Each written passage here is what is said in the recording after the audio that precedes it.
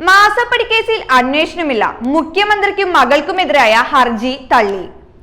അതായത് മിസ്റ്റർ കുഴലു, നിങ്ങൾ പേരിട്ട് വിളിച്ച മാസപ്പടി വിവാദത്തിൽ ഒരു തേങ്ങയും ഇല്ലെന്നാണ് തിരുവനന്തപുരം വിജിലൻസ് കോടതി പറയുന്നത്. മാസപ്പടി കേസിൽ കോടതി നേരിട്ട് അന്വേഷണം നടത്തണമെന്നായിരുന്നല്ലോ കുഴലിന്റെ ആവശ്യം. ഈ ആവശ്യത്തിൽ കോടതി വിശദമായ വാദം കേട്ടു. അപ്പോൾ തന്നെ കോടതി പറഞ്ഞു, എടുത്തോണ്ട് പോടോ അവന്റെ ഒരു മാസപ്പടി, ഇതിൽ എന്തുണ്ടായിട്ടാണ് അന്വേഷണം നടത്തേണ്ടത് എന്നൊക്കെ ചോദിച്ച് ആ ഹർജി ചുരുട്ടി ചവറ്റുകൊട്ടയിലിട്ടു. CPMRLന് കരിമണൽ ഖനനവുമായി ബന്ധപ്പെട്ട് അനധികൃതമായി അനുമതി നൽകിയതിന്റെ പ്രത്യുപകാരമായിട്ടാണ് എക്സോലോജിക്കിന് പണം നൽകിയത് എന്നായിരുന്നു കുഴലിന്റെ വാദം.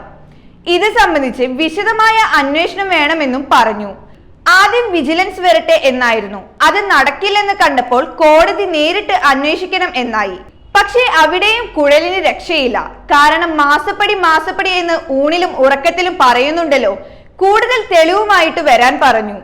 കഴിഞ്ഞ 2 തവണ കോടതി ഹർജികൾ പരിഗണിച്ചപ്പോൾ മിസ്റ്റർ കുഴലു കുറച്ചു രേഖകൾ പൊക്കിക്കൊണ്ടുവന്ന് കരിമണൽ ഖനനത്തിന് മുഖ്യമന്ത്രി നേരിട്ട് അനധികൃതമായി അനുമതി നൽകാൻ ഇടപെട്ടു എന്ന അവകാശപ്പെടുന്ന 5 രേഖകളായിരുന്നു കോടതിയിൽ കൊണ്ടുകൊടുത്തത്. കുഴലിന്റെ പതിവ് വാർത്താ സമ്മേളനം പോലെയായിരുന്നു രേഖകളുടെയും അവസ്ഥ. വൻ ഹൈപ്പൊക്കെ ആയിരിക്കും, പക്ഷെ ഉള്ളു വെറും പൊള്ള.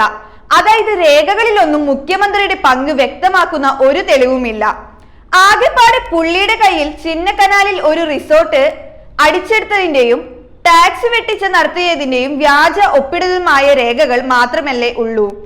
അതെടുത്ത് കോടതിയിൽ ഹാജരാക്കിയിട്ട് പിണറായിക്ക് എതിരെയുള്ള രേഖയാണെന്ന് പറഞ്ഞു സമർപ്പിക്കാൻ ഒക്കൂലല്ലോ. എന്താ ചെയ്യാ, തേയാൻ മാത്രം കുഴലിന്റെ ജീവിതം വീണ്ടും വീണ്ടും ബാക്കി. ഞാൻ അതല്ല ആലോചിക്കുന്നത്. മുൻപ് വീണ വിജയൻ ടാക്സ് അടച്ചിട്ടില്ല, തട്ടിപ്പ് നടത്തി എന്നൊക്കെയാണ് കുഴല് പറഞ്ഞുകൊണ്ടിരുന്നത്. പിന്നെ GST വിഭാഗത്തിൽ നിന്ന് വീണ വിജയന്റെ കൃത്യമായി ടാക്സ് അടച്ചിട്ടുണ്ടെന്ന കണക്കുകൾ പുറത്തു വന്നു. അന്ന് മാസപ്പടിയും പൊളിഞ്ഞു തകർന്നിട്ടാണ് കുഴല് പോയത്. എന്നിട്ടാണ് വീണ്ടും ഇതാണ് ആ രേഖ, പിണറായിയെയും മകൾ വീണയെയും തൂക്കിലേറ്റാനുള്ള എന്റെ കയ്യിലുള്ള രേഖ എന്നൊക്കെ പറഞ്ഞ് മാധ്യമങ്ങളെയും കണ്ട് കൊമ്പു കുലുക്കി പോയത്. എന്നിട്ട് കണ്ടില്ലേ അവസ്ഥ. ഇനി എന്ത് ചെയ്യും കുഴലു? കടുത്ത നിയമ പോരാട്ടം തുടരുമെന്നാണ് മിസ്റ്റർ കുഴലിന്റെ ഭാഗത്ത് നിന്ന് വന്ന ലേറ്റസ്റ്റ് പ്രതികരണം. അപ്പോ നാണം കെട്ട് മതിയായിട്ടില്ല എന്ന് സാരം.